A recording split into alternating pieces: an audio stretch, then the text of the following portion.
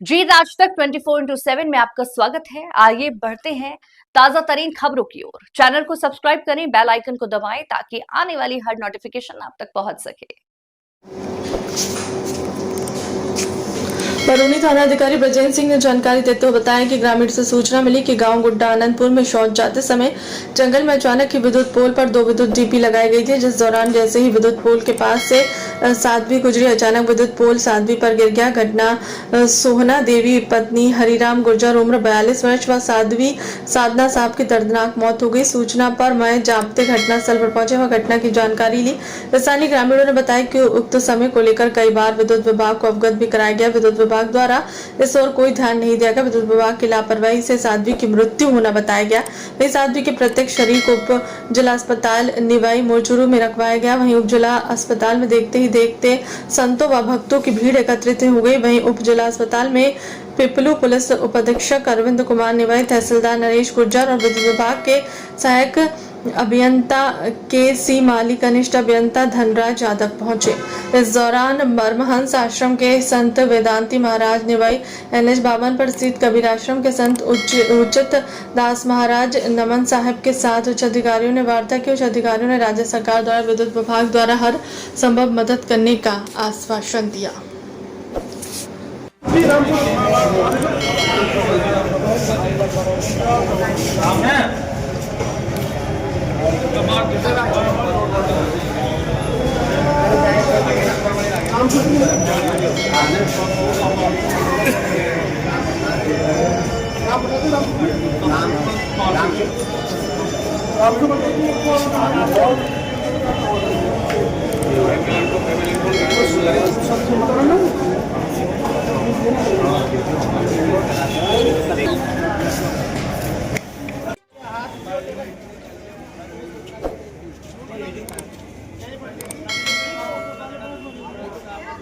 काफी पोल एक पोल पे दो एंगल से टूटेगा।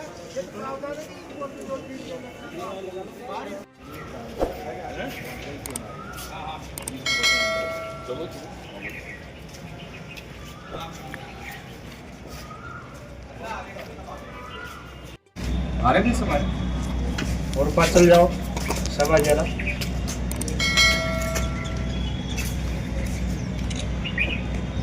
धन्यवाद।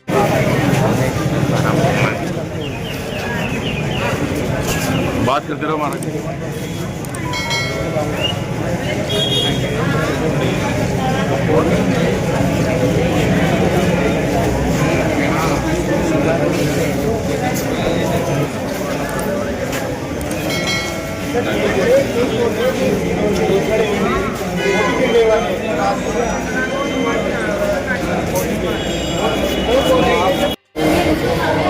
क्या जानकारी देना चाहेंगे आप?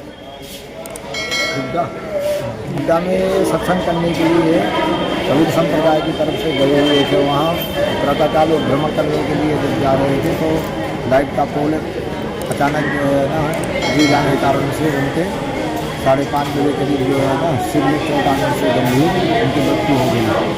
बाकी बात की लापरवाही की वजह से हादसा हुआ है, इसलिए आगे ऐसा हादसा नहीं हो, जिला विभाग की जो है आपकी जिम्मेदारी बनती है। हाँ, उच्च अधिकारी वाले तहसीलदार और IN साहब, लाइव विभाग के और बरौनी के विभाग के सही साहब ये सब आए हुए थे। पत्रकार भी सारे और ये दिया कि हम जो है आगे मुख्यमंत्री के जो है ना कोर्स से और लाइव विभाग की तरफ से जो है ना मुआवजा दिलाएंगे। मेरा नाम डॉक्टर कुलवंत गौड़ है और मैं कोटा से आया हूँ। शाइन इंडिया फाउंडेशन हमारी संस्था है जो कि पिछले करीब 14 साल से eye bank society of Rajasthan Jaipur से मिलकर नेत्रदान, अंगदान और देहदान के लिए काम कर रही है। अब तक हम करीब पूरे हाड़ौती संभाग से 1400 से ज़्यादा लोगों के नेत्रदान ले चुके हैं।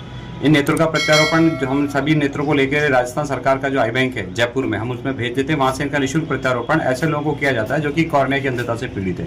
आज हमारे पास ये जो हमारे कबीरपंथी हैं, हमारे गुरुजी हैं कोटा में, श्रीमान प्रभाकर जी, उन्होंने हमें सूचना दी कि वनस्थली के अंदर इस तरीके से एक साध्वी महिला का निधन हुआ है और परिवार के सभी लोग उनका नेत्रदान और देहदान करना चाहते हैं। तो नेत्रदान तो हमने प्राप्त कर लिया है और देहदान जब इस तरीके की कोई MLC केसेस होते हैं, मेडिको लीगल केस होते हैं और जिसमें पोस्टमार्टम हो जाता है, उस स्थिति के बाद फिर देहदान संभव नहीं है, इसलिए देहदान इनका नहीं हो पा रहा है। लेकिन नेत्रदान हमने लिए हैं। साध्वी जी के दोनों नेत्रों से 2 लोगों को रोशनी मिल पाएगी और जो इन्होंने मानव सेवा का कार्य पूरे जीवन रहते किया वो भी किसी न किसी को अन्य 2 लोगों को लाभ पहुंचा पाएगा। टीम में मैं खुद अकेला आया हूँ और मेरी गाड़ी ड्राइव करके आया हूँ और कोटा से हम लोग 180 किलोमीटर दूर से आए। बस हमारी मन में ये इच्छा थी कि परिवार अगर ये सहमति देता है कि भाई हमें नेत्रदान करने हैं, उनकी आंखों से 2 लोग दुनिया देख सकें, तो फिर हम कितनी दूरी पर भी हम लोग भी निकल जाते हैं। देखिए हर अंग का अलग अलग समय होता है। अगर हम आंखों की बात करें तो आंखें मृत्यु के बाद 6 से 8 घंटे तक जीवित रहती हैं। भरी गर्मी का समय हो तो 6 से 8 घंटे। अब जैसे इनकी मृत्यु तो सुबह 5 बजे हुई थी और आंखों पर पट्टी रख देने की वजह से जो आंख का जो कॉर्निया होता है वो काफी लंबे समय तक सुरक्षित रहता है। अभी ये बिल्कुल सुरक्षित पाया गया था, इसीलिए हमने इस कॉर्निया को लिया। की ये महिला थी, सोनी नाम की महिला थी, तो ये सूचना मिली कि बिजली का पोल गिरने से इसका देहांत हुआ है। तो फिर यहाँ पे हमारा थाना स्टाफ मौके पहुंचा और इसको भी मोर्चे लेके आए। तो यहाँ पे जो है इनके जो पति हैं और इनके जो अन्य जो साधवीगण है वो आए, ठीक है, उनके साथ समझौता वार्ता मेरे और तहसीलदार जी की मौजूदगी हुई। तो जो भी सरकार के स्तर पर जो सहायता मिलती है उनकी डिक्लेरेशन तहसीलदार जी की तरफ से हुई है और ये पोस्टमार्टम और आगामी कार्रवाई के लिए ये यहाँ पे एग्री हुए हैं। ताजा तरीन खबरों की ओर चैनल को सब्सक्राइब करें, बेल आइकन को दबाएं ताकि आने वाली हर नोटिफिकेशन आप तक पहुंच सके।